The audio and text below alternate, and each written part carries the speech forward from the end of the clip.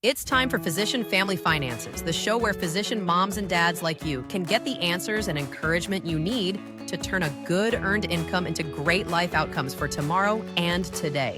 Hello, physician moms and dads. I'm Nate Renicky, certified financial planner and primary advisor. And I'm Ben Utley, the service team leader and certified financial planner here at Physician Family. Today, we have one more big, beautiful episode for you. We're going to be breaking down the new Trump tax code with Ken Eremita, a CPA from Los Angeles. We're just talking, I'm not sure if there are any oranges left in Orange County, but Ken practices out of Valencia. He serves physicians that are self-employed all over the United States. Ken, welcome to the show. Hi, thanks for having me on. Ken, we were talking about doing this episode, and it sounds like you have sick kids at home. Everyone's got sick kids at home, but but taxes don't sleep. So we're here. Thank you for coming. Not. I'm excited. Yeah. So how much of the 870 pages did you read? How do you do this? Honestly, I used AI a lot to find the excerpts, and then I would look at the actual bill for those excerpts to make sure I understood the context. That's good. So, yeah. Yeah. I don't know anybody that's read the 870 pages. Okay. Yeah, well, I wish I had the time. I started reading it last night, but I fell asleep. Yeah. Well, we have already recorded an episode about this, but Chelsea and I aren't CPAs, so we're excited to talk more detail about this. And, we tend to kind of scratch the surface of some of these the tax bills in general.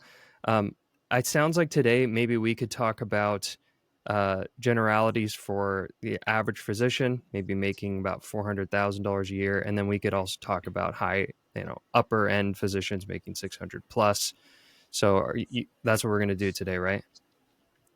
Yeah, that's right. That sounds good because a lot of people in that 400 range will have benefits, and people in the 600 range will essentially, it'll be like prior years for them. Okay. But yeah, we can dive into it. Now, I want our listeners to remember, being like prior years isn't always a bad thing, because some of this could be, maybe it's like prior years, but what you were about to walk into was worse than prior years for your tax return. That's kind of an impression I'm getting. Some of these things, it's like, oh, business as usual, but in reality, it was about to get worse. Your tax bill was about to get higher before this tax bill. Is that correct? That's right. Yep. Okay. That's right. A lot of these kind of these tax credits and deductions would have sunset by the end of this year, and it would be back to pre-2017 tax cuts. That's right. Okay, good. All right. So I talked with Chelsea about the SALT deduction change. Let's break that down a little bit more. And I really want to hear about the, $400,000 a year versus 600 plus. So SALT deduction, I did my best, Ken, to explain SALT deduction, but I want to hear it from a CPA. What is it? And can you break it down with some examples? Yeah. So to start, SALT stands for state and local tax, and it's a deduction on state and local tax. So if you're living like me, living in California, and you have to pay real estate taxes and high income taxes to the California state, the government was putting a cap on how much of those taxes you can deduct from your income. And before the bill, it was a $10,000 limit, and after this bill, it's going to be $40,000 that you can essentially write off from your taxable income. Now, Ken, state and local taxes. I know what two of those are, but I want to see if there's any others. So, state tax, I pay my Oregon income tax, and I can deduct that against my federal income, and property tax, right? So, Right. the tax I pay for having a home. Other states have, I don't know, maybe they have car taxes or whatever. Is there another common state or local tax that people pay that they deduct, or is that kind of the lion's share of it? Yeah, that's the lion's share of it. I mean, there are, vehicle taxes. Um, yeah, Okay. that's pretty much it. Just want to make Okay. sure I wasn't missing anything. And this is you'll have to talk about itemizing versus not itemizing too. Yeah. Right. Okay, cool. Okay, so what does this mean for a physician making $400,000 a year? Yeah. So for folks like, for example, living in California, where there's high income taxes and real estate taxes, they would be able to offset up to $40,000 um, of their income based on those taxes that they pay. Mhm. So, for example, if our rate here is 9.3%. Yeah, that's how I feel about the high California income tax rate too. Yeah. Sorry. That's okay.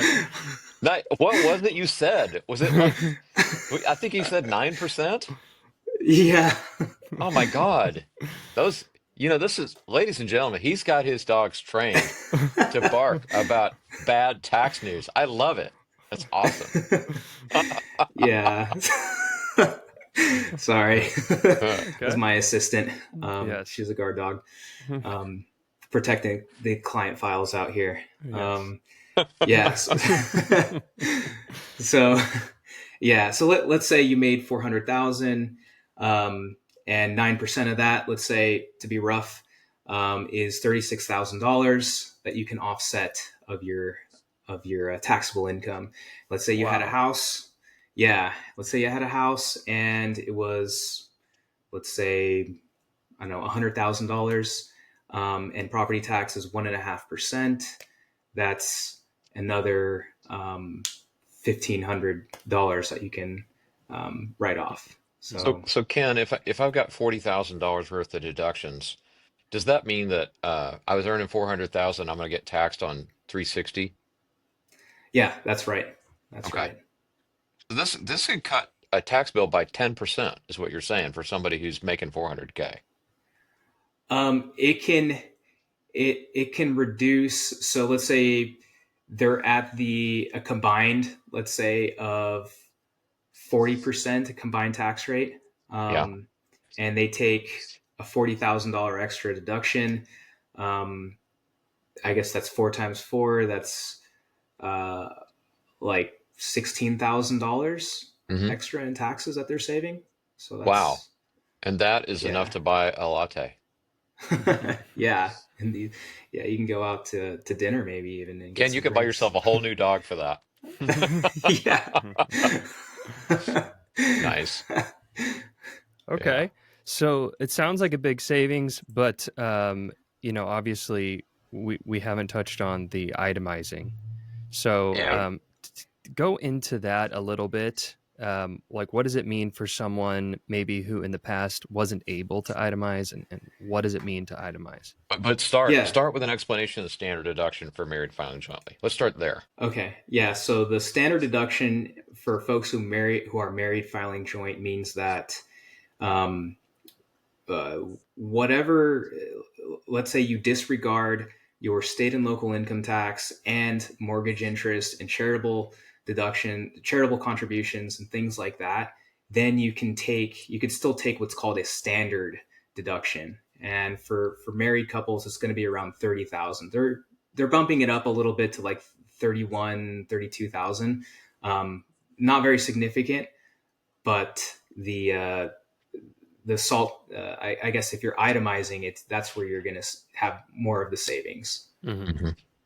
So imagine before you make $400,000 a year, you don't have $30,000 of deductions. Like you haven't paid enough, or the salt cap was lower, and you haven't given enough to charity, so you can't itemize your deductions. You can't write everything off Right. like everyone likes to talk Or about. maybe your house is paid off. You don't have the mortgage interest because I think that's probably what most Exactly. doctors are deducting. Yeah. Uh-huh. And so now, let's say you can write off more than 30,000. And so anything above 30,000 is what improves your tax return. So in Right. this case, if someone can now write off more of take a bigger SALT deduction, maybe it brings their write-offs or their deductions to 40,000 rather than Right. 30. So it's not Yep. like they actually get to write off an extra 40. It's more like they get to write off an extra 10. 10. Yeah, Yeah. Okay. that's right. So it's the greater, it's whatever's the greater, it, the greater of the standard deduction or the itemized deductions. And Ben, you touched on that. Typically in the past, if people would be itemizing if they had mortgage interest, a high amount of mortgage interest, because the Hmm. taxes um, were capped at $10,000, Hmm. right? Yeah. So you needed to have some sort of like, you know, 20,000 or more in mortgage interest to even think about itemizing. Now, with the real estate, the property tax and the income tax alone, you can get into the itemizations. Pretty Mm. fast. Yeah. Okay. Yeah. Now, what's different about this for a family, physician family, maybe making 600 plus? Yeah. So, unfortunately for them, there is a phase out of that $40,000. It phases back down to what we had in the prior years of $10,000 on that SALT cap. So that phase out takes place between 400 and 500,000 of income.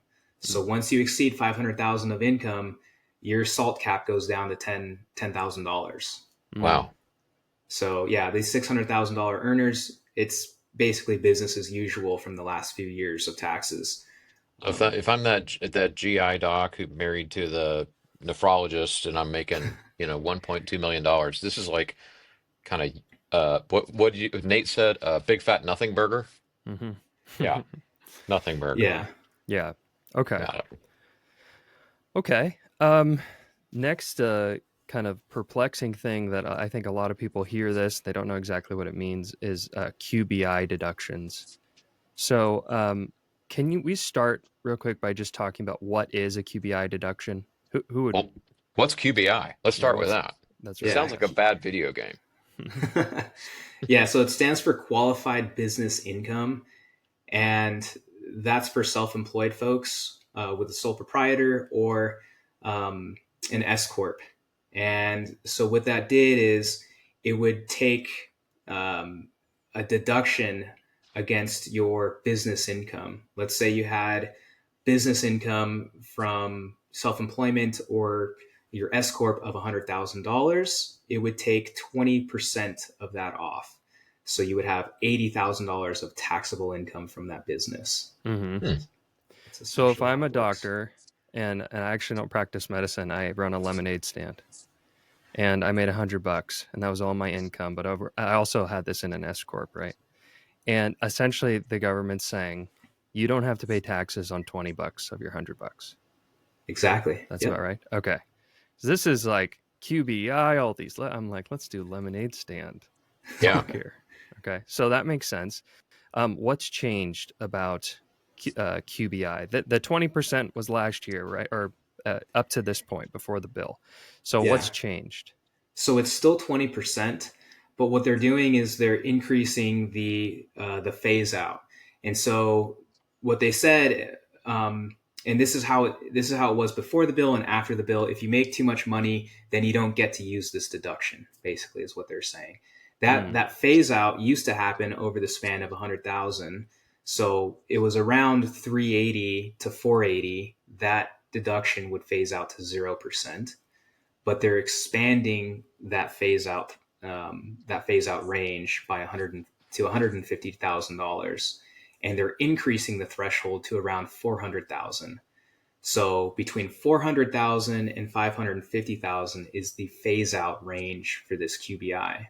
If you're Hmm. making 400,000, then you take that 20% deduction. If you make 550,000, you can't take anything. It's down to 0%. So mm, Ken, I want to talk about the Q in QBI for a minute. I remember when we had Trump one and this QBI deduction came out. It seemed like the qualified part of there's something about like they basically cut out doctors, accountants, attorneys, and what we generally consider professionals. is that still the case? Can you kind of break that down for docs? Because as I'm hearing this, I'm like, I don't know if I could take this or not. Yeah, so I think what you're referring to is the what's called the SSTBs, specified Wait a minute, service. wait a minute. I don't sleep around. I'm not getting SSTDs. Yeah. Yeah, Super so ST. That's terrifying. Your dog should SSTBs. be barking right now. That's all I can say.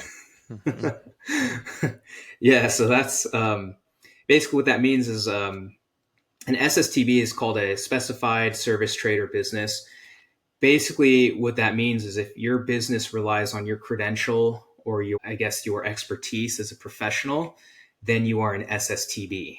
And basically, this QBI deduction goes away once it phases out and goes away completely with these thresholds. But if you're an SSTB, let's say you run a construction business, a restaurant, or something else like that that doesn't require a credential to provide the service or the goods, then there's an alternate calculation once you exceed that threshold, that 550K threshold.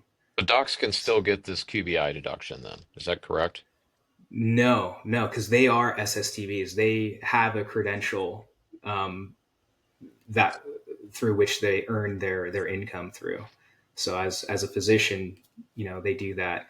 I was looking into it because some physicians dabble in like med spas and stuff, but Yeah, there is a bit of a gray area. yeah. And if it was just like, you had your physician level work and then you had non-physician level work, then there's this idea of maybe you split it into two entities so So that the non so yeah. give me a use case for a physician. Like why should doctors care about QBI at all? What's a case that we might typically see where docs are able to take this QBI deduction? Yeah, so the case is someone making under 550,000. The person making 400,000 gets the complete deduction, and someone in that range will get a partial deduction. Someone making $600,000, there's pretty much no case where they could, through their physician level work, take that deduction, But if that I'm a QBI. self-employed psychiatrist and I'm making $350,000, does that mean that there's 70 grand that I'm not going to get taxed on federally? Sorry, the math. Yeah, Yeah, I think if that's 20%, yeah, yeah, it is. Okay, right, that's correct. okay. And that's another thing I think some people confuse is they think they have to be an S corp to take the QBI, but you Uh, you don't. You can be a sole proprietor as well. cool. So basically, it applies to pass-throughs. Yeah, it applies to pass throughs. So I want to stop right here for just a second because pass-through is something we understand. I'm not sure all our listeners get this. So a pass-through is an S corporation. Pass-through can be a sole proprietor, so that's just basically you, not incorporated. So you practicing. I guess it's also partnerships, right? Yeah, it's going to be an entity, some sort of Yeah. entity that is taxed as either an S corp or a partnership. Yeah, so it's a business that's definitely not a C corp, is pass through, and this is kind of the opposite of Vegas. You know, with Vegas, what happens in Vegas stays in Vegas, but what happens in an S corp goes right through.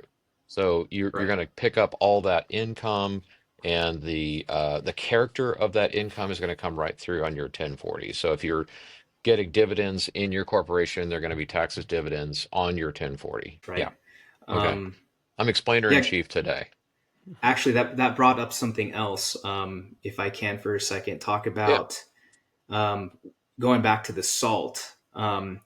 In earlier drafts of the bill, they were talking about removing the PTE deduction, Hmm. but in this final bill, they did not.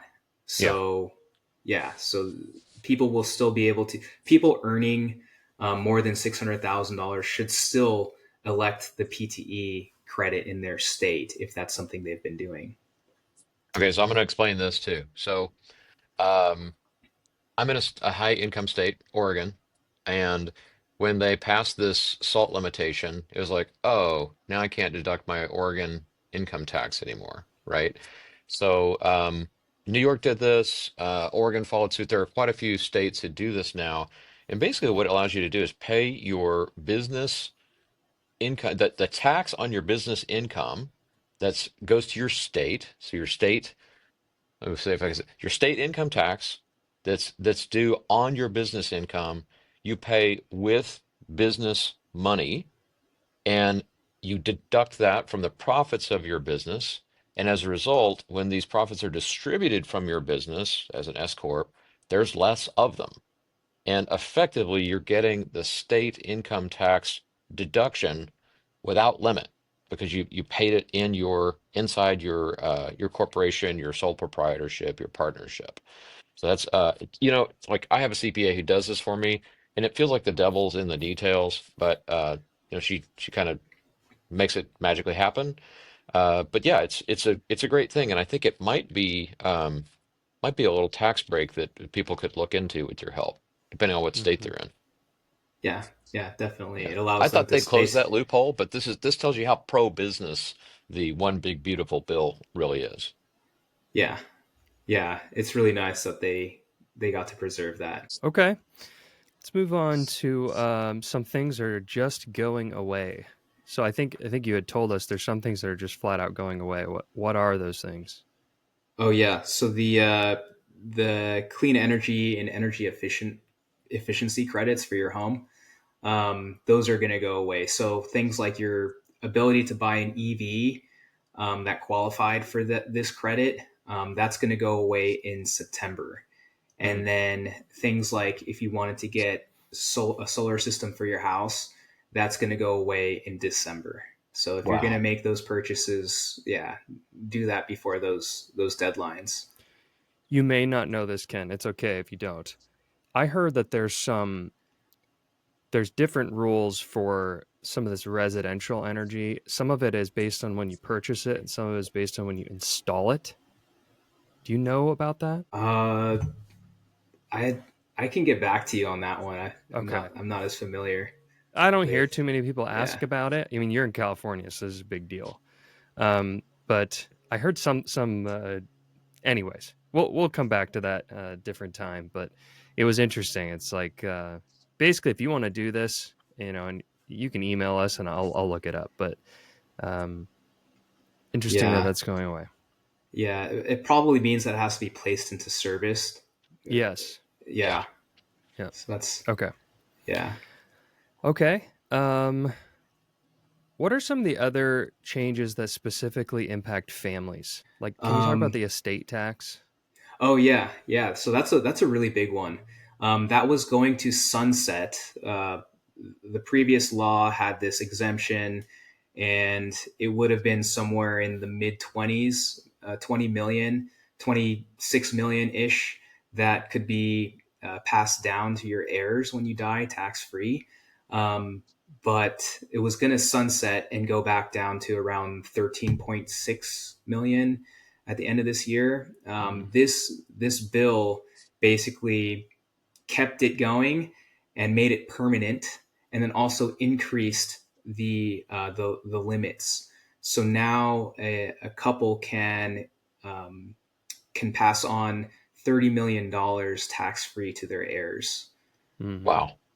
So So Yeah. I'm going yeah, to venture a guess that precisely zero of our listeners have $30 million to pass down. And yeah, if you're driving along, you're like, yeah, changing lanes, ignoring this part of the talk, but here's where you need to tune in. Okay. That's a federal break, but your Hmm. state probably still has a state death tax or a state inheritance tax or a state estate tax. And here in Oregon, it's $1 million. So, if you're that client who's got $10 million, then that other 9 million is going to be taxed probably on the second death, depending on whether or not you have portability for your credit in your state. But this is, I don't know how many states don't levy an inheritance or a death tax, but many, many states do. And that's like you still need estate planning to be able to manage that. This is where AB trusts are still useful and that kind of thing. So you still need to pay attention to this, even if you are not a what is it, a trideca millionaire. Yeah. Yeah. And estate planning is still important too. I mean, Ken, you said the word permanent, and that is a funny word with the tax bills. It's permanent unless something changes, right? Unless Yeah, we have another another act of Congress. administration. Yeah. Yeah. So it's probably a good thing, but kind of a, Ben, that's when you say nothing burger. Think burger. Nothing burger for most physicians, but the state tax is important. So. All right. What about physicians or doctors with kids? I know that there's some changes with college accounts, things like that. So let's get into that for a minute. Yeah. So the 529s, I think you and Chelsea talked about it in your last podcast, and it just increased the flexibility of what you can use those funds for. So like for private school education and stuff that's not college, even credentialing, like becoming a CPA like me, could use those funds for something like that. That's cool. Yeah. So it gives a little more flexibility. And What else? then There's some Trump account stuff, which that's by right. the way, just for our listeners, Chelsea messaged me yesterday evening and said we made a minor mistake on the Trump accounts in our last episode. So we're going to correct it, but not today because this is Ken's episode. Yeah. Okay. Okay. Yeah. So basically, what they're doing is they're creating an account where you can do trades and not realize the gains in that year, not um, until the money is actually pulled out of the funds when the child is an adult, basically.